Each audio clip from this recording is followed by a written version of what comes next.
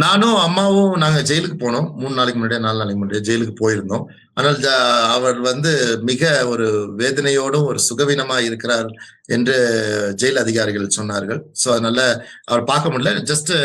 நாங்க கொஞ்சம் ஃப்ரூட்ஸ் எல்லாம் வாங்கிட்டு இருந்தோம். அத குடுத்துட்டோம். நான் சிறைக்கு அநேக முறை போயிருக்கேன். நான் உள்ள முடியாது. ஆனா அந்த லேடீஸ் ஏரியாவுக்கு உள்ளார முடியாது. அவங்களுக்கு சிறைக்கு உள்ளார ஒரு ஒரு ஒரு ஆபீஸ் வச்சிருக்கிறாங்க. அது வரைக்கும் நான் சென்றிருக்கிறேன்.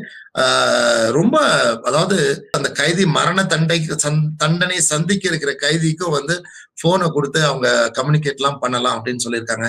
ரெண்டாவது அது மாத்திரம் இல்லாமல் நிமிஷம் அந்த இடத்துல ரொம்ப எல்லாரோடையும் ஒரு ஒரு அவர்கள் நர்ஸா இருக்கிறனால நிறைய காரியங்கள் பண்ணுகிறார்கள் அங்கே.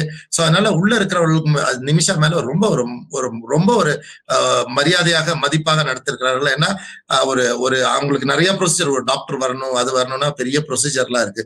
பட் இவங்க அங்க இருக்கிறனால இவங்களை எல்லாரும் தாங்குகிறார்கள். சிறையில இருக்கிறவர்கள் யாரும் அவ சாவக்கூடாது, சுற்றி இருக்கிறவர்கள் யாரும் சிறை அதிகாரிகள் கூட அவளுக்கு எப்படியாவது உதவி செய்யுங்க அப்படின்றத என்கிட்டயே சொல்லியிருக்கிறாங்க. சீக்கிரம் பேசி இதை ஒரு சொல்யூஷன் வாங்க அப்படின்றத சொல்லியிருக்காங்க. சிறையை சுற்றி இருக்கிறவர்களோ யாருமே நிமிஷா மறிக்க கூடாது என்பதிலே மிக தெளிவா இருக்கிறார்கள்.